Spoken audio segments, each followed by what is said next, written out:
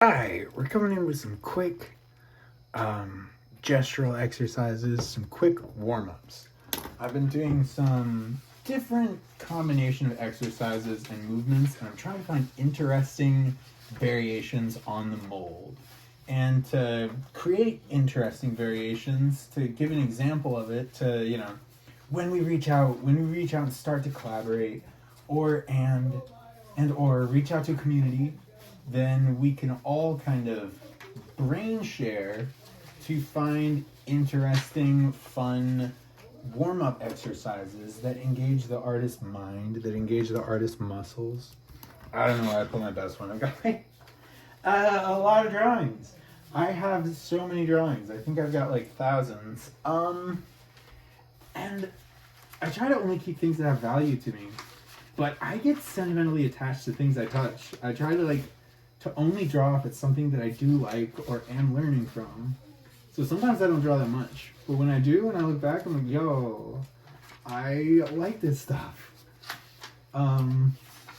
So having a really good space, it's not so much having too much stuff, but not having the right space for it. Not having exactly the right space for it. Ooh, yo, yeah, and that's like really good. Yeah, you can do some intention setting, and Feng Zhu wants to know what the fuck we're about.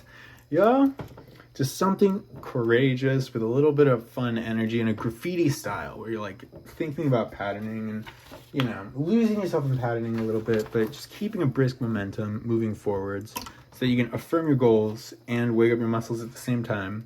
But I feel like these abstract, gestural, sometimes structural combinations of gesture and structure to create fun, different patterns, something that's loose and light, that it doesn't take that much focus while it activates your muscles, Something that gives you a little bit of a zen, trance-like space, Because there are times when I've been like, I'm going to do the perfect warm-up exercises, but felt like I was trying too hard. I was expending too much energy in the warm-up phase. You want the warm-up to be loose, you want the warm-up to be gestural, to be fun, to be playful, to be imaginative. There's things where I'll do gestural things and then sometimes start to break into structural things. And if I do much, it'll okay, half of it is warm-up exercises and the half of it starts to become designs for ships or buildings.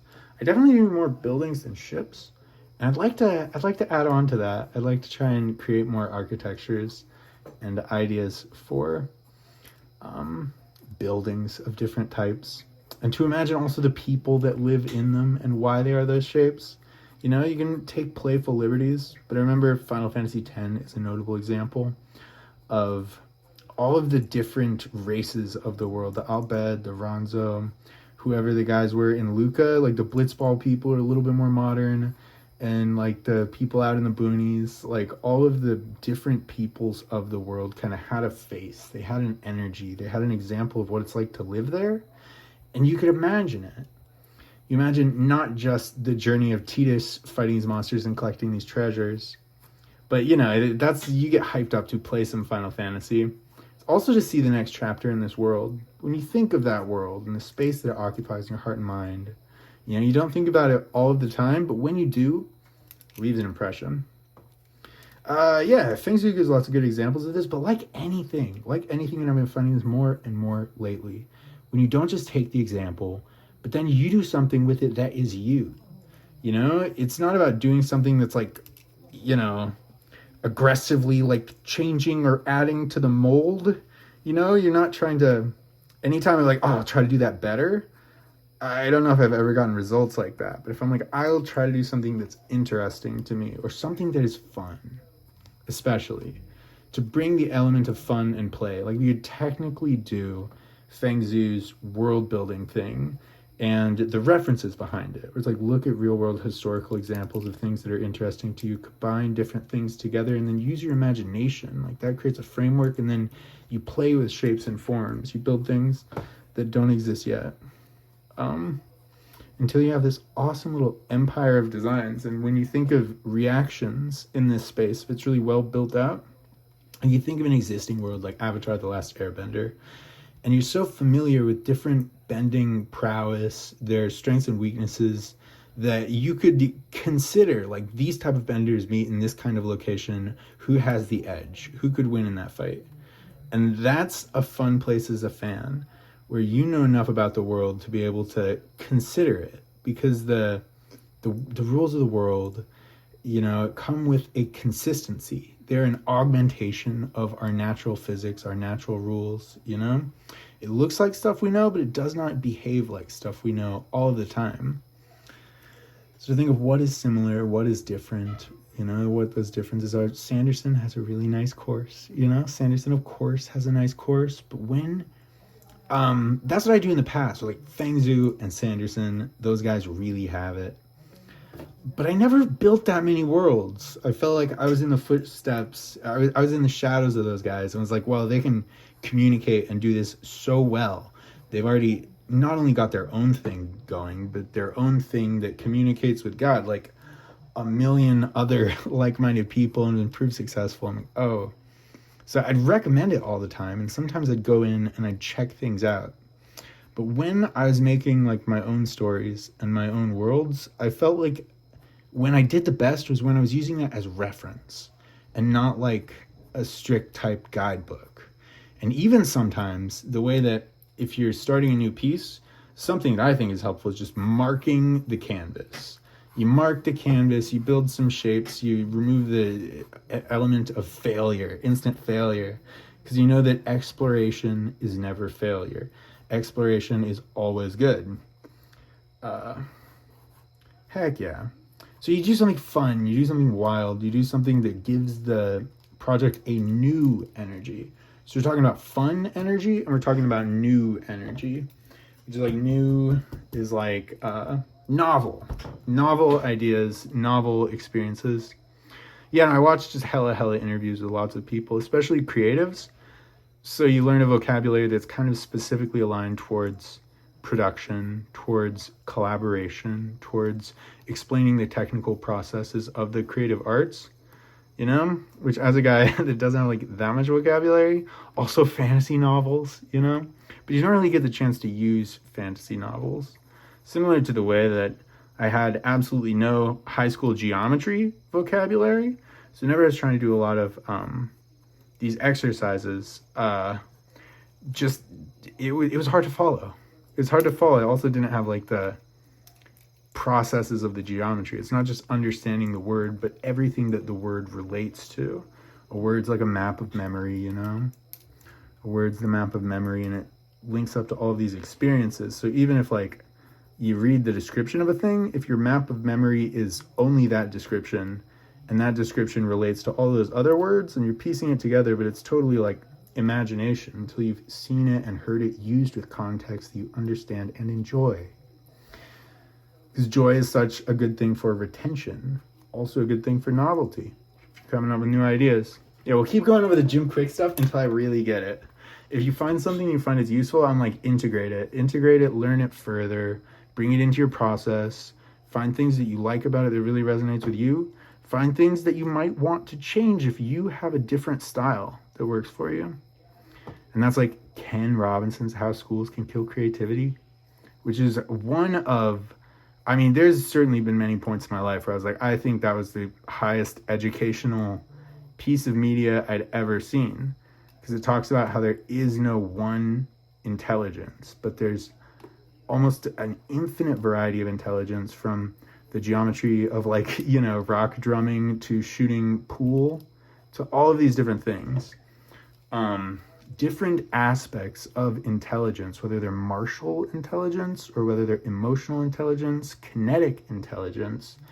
And that just really opened it up as someone who was like, I do not excel in intelligence. Intelligence is not my thing, whether it's like creativity or dexterity. I'm sure that I could have a different thing that doesn't quite mean what intelligence does, but wasn't for me.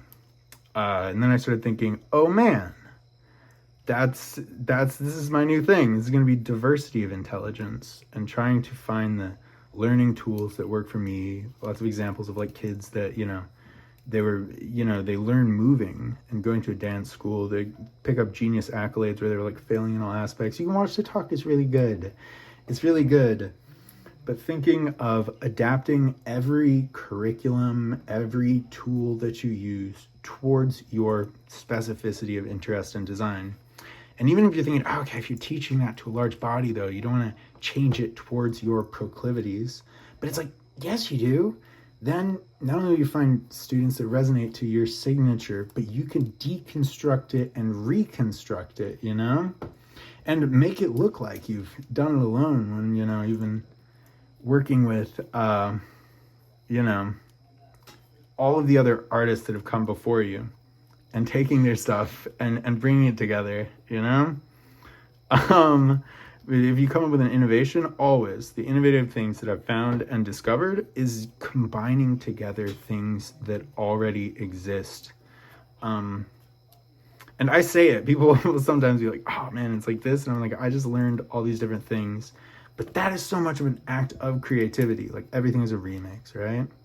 I'm sorry, to offload TED Talks, the classic dick move, but everything being a remix is like just embracing and redefining the idea that is where, just like it's the base form of creativity.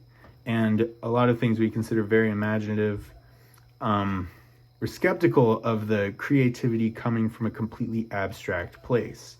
It's reference and design, peeling back layers, altering things, changing them. And even when you're writing a story, you're writing it from your imagination, your expectation, everything that you've learned in your life. You're remixing your knowledge and your ideas, your beliefs and expectations to create this thing.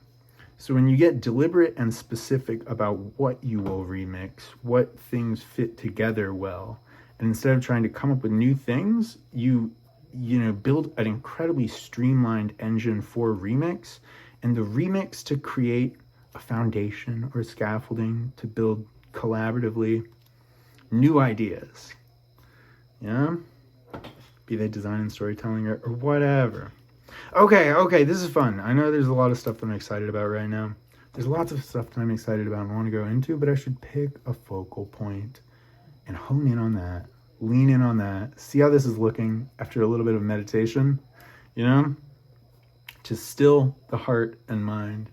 And instead of talking about leaning into joy and fun and play, find something that captures those elements of joy and fun and play, and let the work speak through example.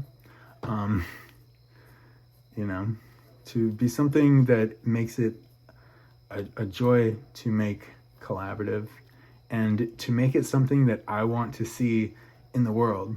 I always want to you think, if you could get successful in the creative arts, what would you like to do? And as I'm learning about production in the creative arts, I'm like, oh man, the return on investment, or like a film like that was made for that amount of money, and films or games like these make this amount of money, or these people have that. If you get enough success, then you could fund more things in whatever field, was exciting to you, to tag not only your role as an artist, but as a fan, to keep your fandom of things that you love alive, and to bring that into an aspect of your creativity and design. If you're like, okay, we're going to fund a school for animators, but we're going to bring in all these different toolkits. We're going to bring in like the collaborative and remixability of graphic design stuff. You're going to bring in wild perspective shots and angles, and ways to streamline those perspectives and shots and angles so that you have wild perspectives with a consistency where everyone in the animation team knows what's going on. Really good delegation of tasks, so no one ever gets overworked. No one even looks overworked, but they share the load. And in that process also, create a celebratory vibe, create the energy of fun and play with more vacation days and more of coming back and seeing the progress that your teammates have made, and that getting you excited again, instead of the endless grind. So making some Fengzhu buildings, but I can't wait to work with more artists. That's what's in my heart. I'm like, I want to make something to get it collaborative so that we can, move into projects. Yeah, so hold that vision a little bit. Right now, over the last spell, I'm like, I've been learning so much. But exactly that, like, if you're building a project that's cool to you, if you make it a tennis match of ideas, a tennis match of ideas where you're each changing the momentum, the flavor, and the idea of working on multiple projects. If you can get, if you have more projects than you could do alone, to find the right people for the tennis ball and to the delegation of having complementary projects where you make something in, with your focus, you're spending a bunch of time trying to make this thing really good, but your partners are also making a thing and doing the same to make it really good. You could even have a shared mission statement or diverse projects where, like, complementary colors, right? Like the opposite colors attract because it creates this contrast, this diversity. And contrast and diversity is something that is cool, that's, I don't know what draws people in about it. They are not the same, but then in that not sameness, there's dynamism. It's not a clash, but a synergy. It's complementary. Yeah, there's so many things that I like to learn, but being endlessly on the hustle and grind is like, okay, what can I see to do to make money, to get a good space? Being able to build a routine in a space complementary to the work would be like, then you can learn color theory. You can pick a different subject every single week and invest an hour or half an hour a day into learning that thing. So I don't have to crash course everything that I do in my life, because I do right now. Okay, let's go back in.